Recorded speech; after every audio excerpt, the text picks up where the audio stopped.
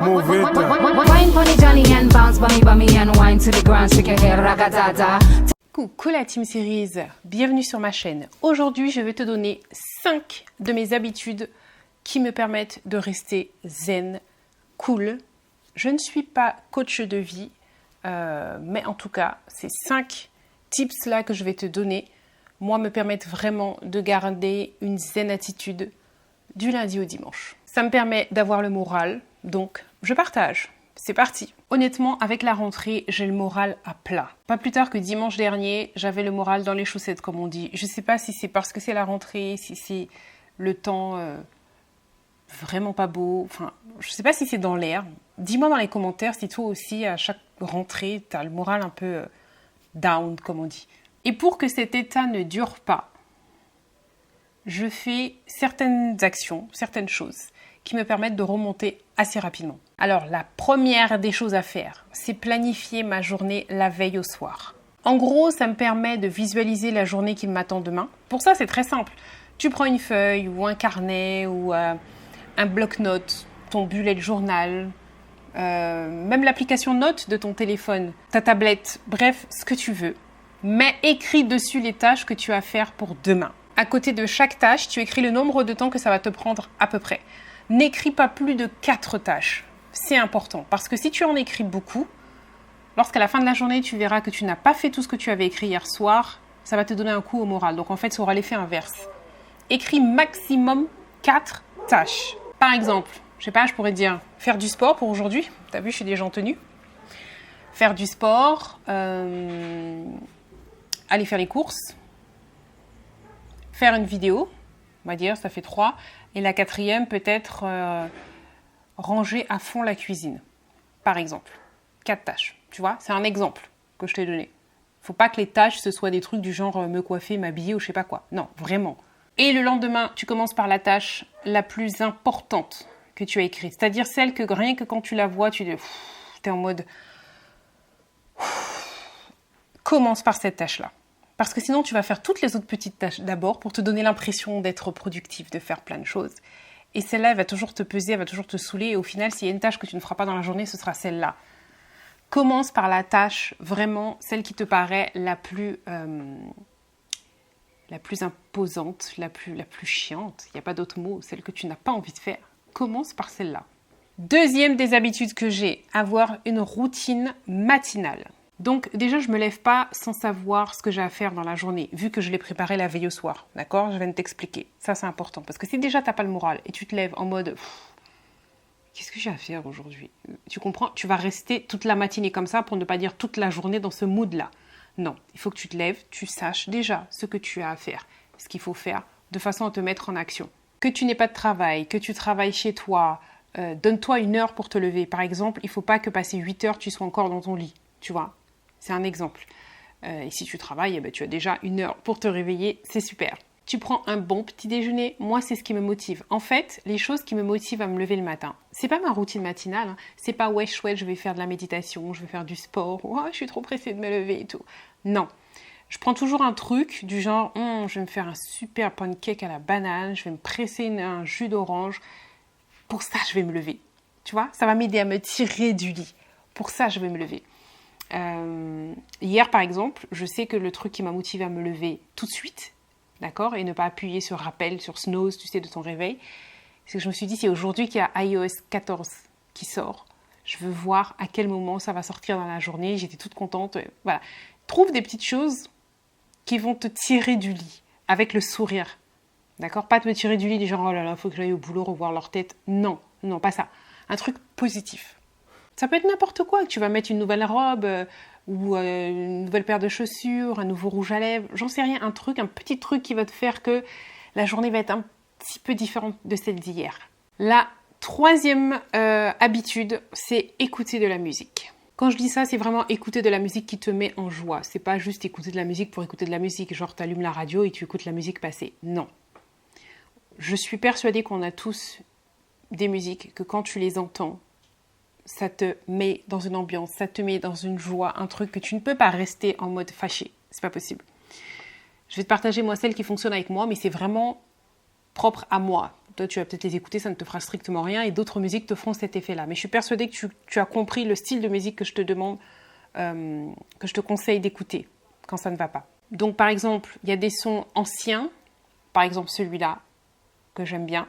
Alors, je te le fais pas écouter, fais pause, regarde, et puis va taper ça sur YouTube ou n'importe où. Il y a encore celui-là. Et puis, allez, je t'en donne un autre qui est toujours ancien, celui-là.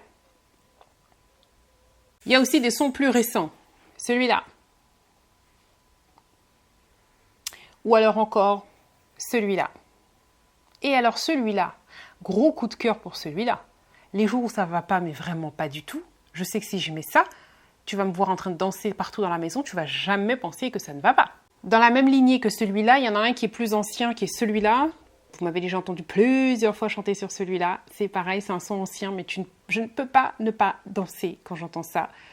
Et quand j'ai fini d'écouter la musique, je sens que mon énergie est remontée. Je sens que je suis dans un autre mood. Je sens que je suis bien, je suis positive, je suis heureuse. Voilà, ça a fait son taf. Le truc que je te déconseille de faire, par exemple, c'est d'aller regarder Netflix, enfin regarder la télé quand ça ne va pas. Moi, quand je vais regarder la télé, je parle pour moi, ça me fait comme une parenthèse. C'est-à-dire que le temps de ma série ou de mon film, je ne vais pas dire que je ne suis pas bien, non, je suis normale, je regarde la série, le film, je suis dedans à fond, voilà. Mais quand le film est terminé, je suis dans le même mood qu'avant d'avoir mis le film. Ça ne m'a pas monté mon énergie, ça ne m'a pas mis en joie, ça ne m'a pas... C'est comme si on avait fait une pause dans le temps, j'étais dans mon film, le film est terminé, je suis revenue comme j'étais au début. Alors que les musiques ne me font pas ça. Je suis là, j'écoute la musique et ça monte, ça monte, ça monte. Et même quand j'ai arrêté d'écouter la musique, je suis encore là. Tu comprends? C'est ça la différence. Je suis sûre que tu me comprends. Mets-moi un like si toi aussi tu aimes t'enjailler sur la musique comme moi. Quatrième chose, je bouge. Il faut que je bouge, je fais un peu de sport. Ou alors, pour celles qui ne peuvent pas faire de sport, parce que vous êtes nombreuses comme ça à avoir des problèmes de santé, je vais marcher, je vais promener le chien. Il faut que j'aille m'aérer en fait. Sortir vraiment de la maison, sortir, même si c'est tout près, hein, on n'est pas obligé de prendre ta voiture et rouler 100 km. Hein. C'est vraiment m'aérer. Cinquième habitude, discuter avec des personnes qui me font du bien. Ça peut être des personnes que je connais, c'est-à-dire mes meilleurs amis, qui pour moi, pour ma part, sont dans l'Hexagone, ou ça peut être vous, sur Instagram. Des fois, je prends mon téléphone et je peux rester 1 heure à discuter avec vous par message. Ça me fait du bien. C'est-à-dire qu'en fait, je laisse rentrer des gens un petit peu. Il faut laisser rentrer un petit peu les gens, mais des personnes bienveillantes. Choisissez bien, d'accord? Parce que si vous êtes dans un mood où ça ne va pas, et qu'en plus vous allez discuter avec quelqu'un qui vous tire vers le bas, c'est pas possible. Une personne qui te tire vers le bas, pour moi, c'est une personne que tu vois l'état d'esprit, comment tu es avant de lui parler.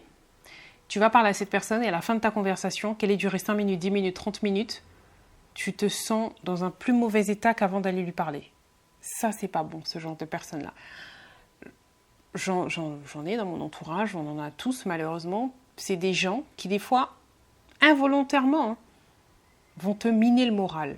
Ou alors le fait de discuter avec elle, ça te fatigue psychologiquement parce que tu te retiens de dire des choses. Tu sors de là, tu es plus fatigué d'avoir discuté avec la personne que si tu avais travaillé. Je te promets, il y a des gens comme ça. Ces gens-là, c'est pas possible. Quand ça ne va pas, déjà même quand ça va, si tu peux éviter ces gens-là, évite. La 6e chose que je fais, c'est la méditation avec une application que j'utilise qui s'appelle Seven Mind. Donc c'est une méditation guidée, c'est ça qui est bien. Donc comme le dit, guidée. Là, il y a une personne qui t'explique comment faire, quoi faire. Écoute seulement, ça va aller mieux, plus vite, plutôt que si je me mets à t'expliquer. Écoute la voix, déjà la voix elle est trop belle. Aujourd'hui, on se penche sur le thème du jugement. Quand ça ne va pas, on a souvent tendance à pointer l'autre du doigt, à attribuer la responsabilité de notre frustration à autrui. Pourtant, 7e et dernier tips, donc 7e et dernière habitude, me dire un jour après l'autre. Parce que bien souvent, ce qui nous inquiète, enfin en tout cas je parle pour moi, ce qui m'inquiète bien souvent c'est le futur, d'accord, c'est l'avenir. S'inquiéter pour l'avenir, ça sert à rien. On ne sait pas ce qui va se passer demain, après-demain, même dans 2 heures, on ne sait pas. Donc, un jour après l'autre. Cette phrase-là, je l'ai écrite et affichée dans ma chambre. Je ne l'ai pas affichée dans un beau cadre et tout. J'ai pris une feuille d'imprimante A4, j'ai écrit ça au marqueur, j'ai mis de la pâte à fixe derrière, boum, j'ai mis ça sur mon placard. Un jour après l'autre. C'est tout ce que j'ai écrit. C'est une manière de me rappeler, de me recentrer à chaque fois. Arrête de t'inquiéter pour ce qui va se passer dans 6 mois, dans 1 an, quand tu ne seras plus là, dans un jour après l'autre. Finis cette journée en faisant du mieux possible. Et le reste, on verra demain. Demain, qu'est-ce qui va se passer? On verra demain. La semaine prochaine, on verra la semaine prochaine. C'est une manière un peu d'arrêter de s'inquiéter pour tout et rien, parce qu'en fait, ça ne sert à rien, mis à part t'apporter du stress et une mauvaise qualité de vie, et ça agit sur ta santé, mais ça ne va pas arranger ton problème. Voilà. Si ce genre de vidéo t'intéresse, je t'invite à cliquer juste ici pour pouvoir en voir d'autres, et aussi à t'abonner juste ici pour ne pas louper les prochaines vidéos. C'est tout pour moi.